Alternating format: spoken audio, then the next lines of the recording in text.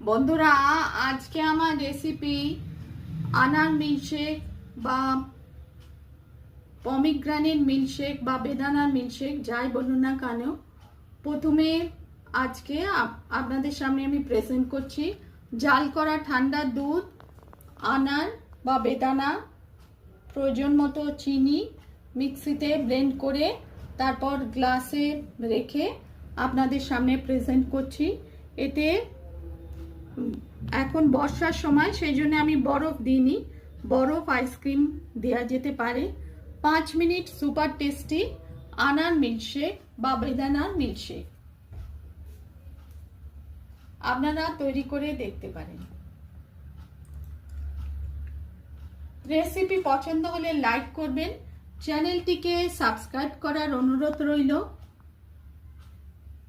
আনার মিল্কশেক বা বেদানার মিল্কশেক বা পমিগ্রানেট মিল্কশেক।